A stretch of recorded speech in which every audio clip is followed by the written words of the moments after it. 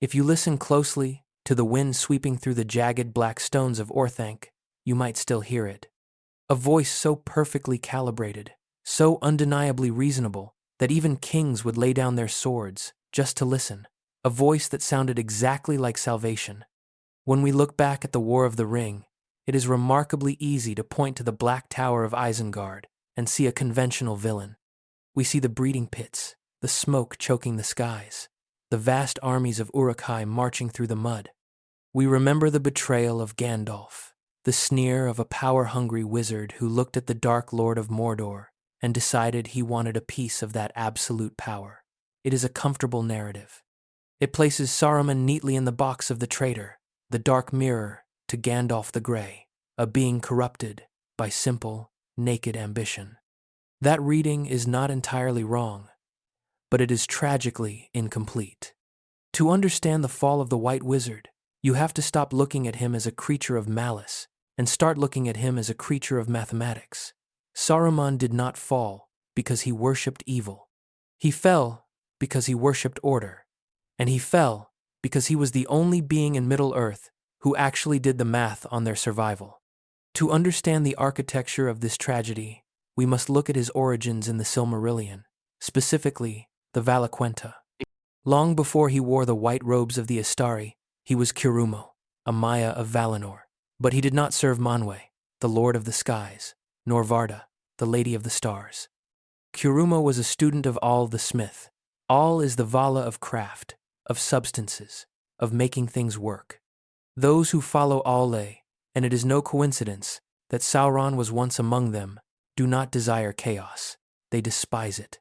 They are engineers of the soul. They look at the universe and want it to function like a perfect, frictionless clock. When Curumo was chosen to lead the Istari, as detailed in Unfinished Tales, he was sent to Middle-earth as Saruman the White. He was given an impossible equation to balance. He was tasked with uniting the free peoples against a god-tier threat. But what did he actually find when he arrived? He found a failing world. Gondor was a fading shadow of its former glory, stubbornly clinging to traditions while its borders shrank. Arnor was already dust and ghosts in the north. The elves, the elder race, were quietly packing their bags and abandoning the shores, leaving the burden to lesser men. Saruman was the supreme architect of the West's defense, but an architect cannot build a fortress out of rotting wood and scattered sand. So, he began to study the enemy. In the Fellowship of the Ring, during the Council of Elrond, Gandalf recounts how deep Saruman's knowledge of the Rings of Power had become. This was not initially an act of treason. To dismantle a bomb, you must understand the bomb maker. He studied the lore of the rings because he needed a solution that the fading armies of men could not provide. He needed a mechanism of control. Reason demanded it. But the turning point, the fatal fracture in his spirit, did not come from a book. It came from a stone. In the high tower of Orthanc rested one of the Palantír, the seeing stones of Númenor. This is where the tragedy of Saruman perfectly mirrors the tragedy of Denethor, the steward of Gondor.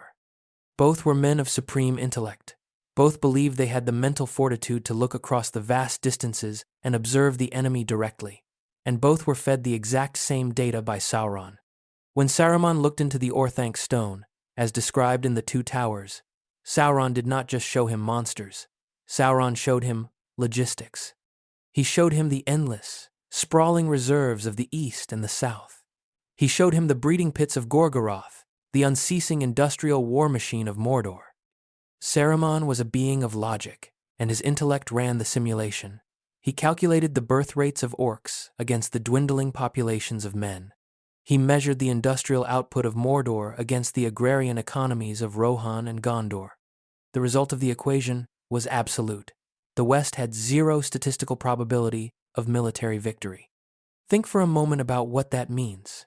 If you stood alone in a black tower, holding a stone that showed you the mathematical certainty of your world's annihilation, and the only logical way to preserve any semblance of order was to ally with the storm, would you have made the same choice?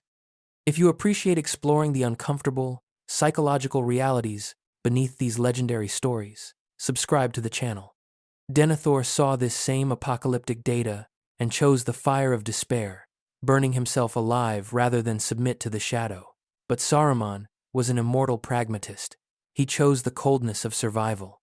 He did not bow to Sauron out of reverence. He bowed as a strategic compromise. He believed he could mitigate the apocalypse from the inside. He thought he could find the One Ring first, depose Sauron, and force Middle-earth into a strict, manageable order. To do this, he had to shed his absolute morality. In the Fellowship of the Ring, he proudly reveals to Gandalf that he is no longer Saruman the White. White, he mocks. It serves as a beginning. White cloth may be dyed. The white page can be overwritten, and the white light can be broken. He names himself Saruman of Many Colours. This is the ultimate manifesto of a compromised mind. Absolute, unyielding morality. The color white is a luxury for those who are not fighting a losing war. In the mind of the pragmatist, compromise, the breaking of the light into colors, is the only way to survive the darkness. Reason demanded it. And so, Isengard transformed. The beautiful, tree-lined valley of Nan Curumo was stripped, excavated, and turned into a brutalistic factory of war. When Treebeard mourns the destruction of Fangorn Forest in the Two Towers, he notes that Saruman has a mind of metal and wheels, and he does not care for growing things. This wasn't a cartoonish villain hating trees. It was cold industry. To beat an industrial war machine like Mordor, you cannot rely on poetry, honor, and cavalry charges. You must industrialize. You need fuel for the forges. You need weapons for the Uruk-hai. He traded the living, breathing soul of the world to save its physical, geographical structure. Reason demanded it. His greatest weapon through all of this was never his staff. It was his voice. In the chapter The Voice of Saruman, Tolkien explicitly details how his speech cast a spell on all who heard it, precisely because it sounded so incredibly rational. He almost convinced Theoden to abandon his victory. He tried to convince Gandalf to join him even after Isengard was ruined.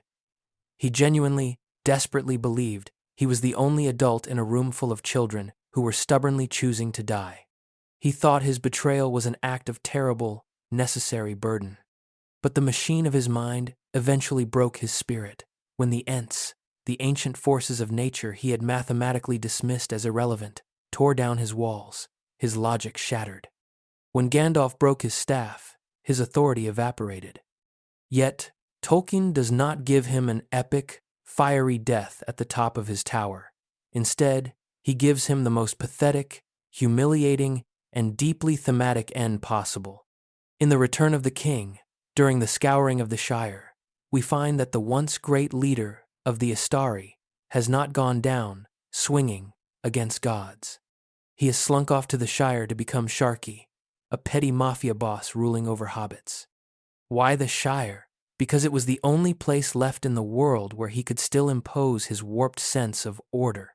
He builds ugly brick buildings that serve no purpose. He pollutes the water. He cuts down the party tree. This is no longer grand strategy. It is pure, concentrated spite. The grand mathematician, the Maia of Aulë, who wanted to organize the cosmos, is reduced to a neighborhood bully, breaking the toys of people smaller than him. He destroyed the beauty of the Shire because he could not stand to see a world that survived without his calculations. If you listen closely to the wind sweeping through the ruined brickwork of the Shire, you will not hear a voice that commands kings. You will hear only the bitter rasp of a spirit who traded his soul for survival, only to lose both. He spoke with a voice that sounded exactly like salvation, but it was only the sound of a closing trap.